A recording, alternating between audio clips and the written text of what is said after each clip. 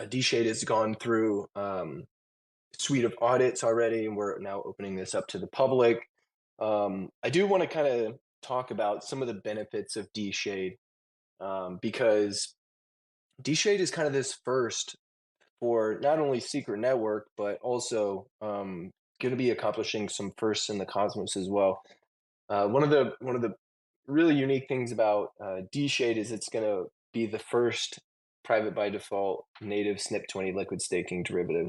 Carter, I wanted to stop here and just if you had any thoughts about like the uniqueness of dSHD and kind of what that liquid staking derivative represents as a whole, Yep.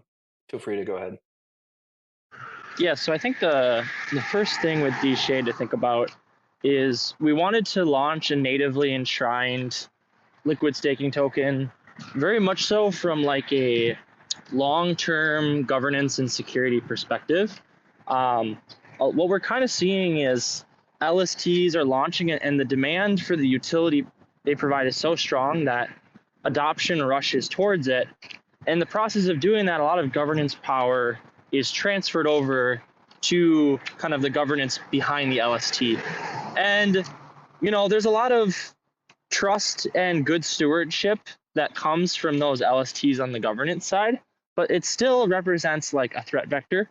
And so Shade Protocol, to kind of secure its own future, this is one of those like risk preventative things that are really hard to measure the value of it long term. Imagine a world where Shade Protocol runs up to, multi-billion-dollar protocol at some point, and no natively enshrined LST was launched. Someone launches it for Shade Protocol, and over the course of 30, 40 years, garners 30%, maybe all staking tied to that, and maybe someone else launches an LST for it, and they have 5-10%. And now, as a whole, now you start to see a lot of centralizing forces and governance that has a split in incentives to like govern things safely, right?